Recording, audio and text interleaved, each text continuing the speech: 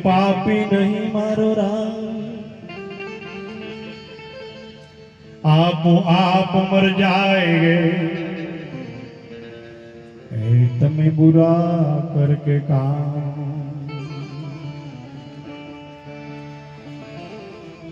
संतो महापुरुषो कहसे कि राम कोઈને मारे नहीं અને પાપી નહીં મારો રામ।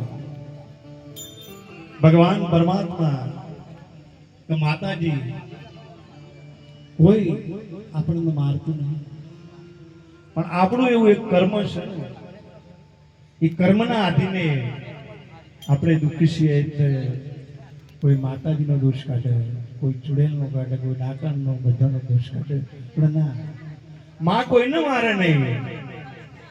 અને જો માં મારે ને તો એ માં ના કહેવાય, માં મારે તો એ માં ના કહેવાય। કારણ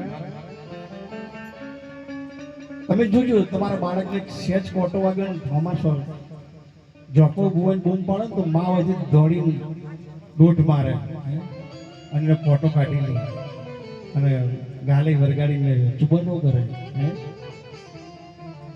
માં કદી ના મારે કે ખરા, જો બાળક હેરાન કરતો તો માં બોલે, પણ ઉપરથી બોલે, અંતરથી ના બોલો, ઉપરના ભાવે બોલે। કેવું બોલે કે મરતો નહીં, ટળતો નહીં, સાલો હેરાન કરે છે, આવું ઉપરના ભાવથી બોલે।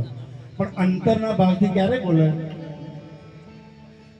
તો 25 વર્ષનો થાય, મોટો થાય અને પછી મા બાપની સેવા ના કરે અને બૈનું કે એવું કરે અને મા બાપની સેવા ના કરે, તારા મા બાપ અંતરમાંથી બોલે, એ બહારથી ના બોલે, અંતરથી બોલે। દીકરાનું કદી ખરાબ ના ઈચ્છે, પણ અંતરમાં બેઠા બેઠા વિચાર કર કે ભગવાન મેં એમને 25 વર્ષનો કર્યો, મોટો કર્યો, પરણાયો, પટાયો અને હવે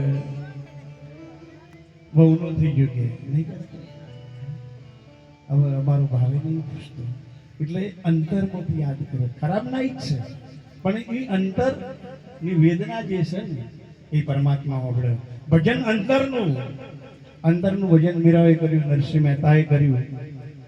અંતરના ભજન જેને જેને કર્યા છે ને પરમાત્મા મળ્યો છે। એમ મા બાપ અંતરથી બોલે, જગતની અંદર જોવા ને તો ઓરિજિનલ તીર્થ જે છે એ મા બાપ છે। એટલે આપણા જન્મો નહીં બીજા,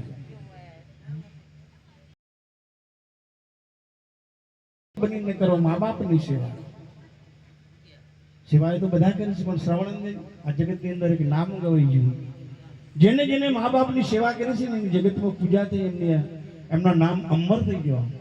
તમે જુઓ ગણપતિ ભગવાન, એમને શંકર 68 વાર પ્રદક્ષિણા કરી ત્યારે ભગવાન શંકર ભોળાનાથ કહે છે કે જા આ જગતમાં પહેલી તારી પૂજા થશે।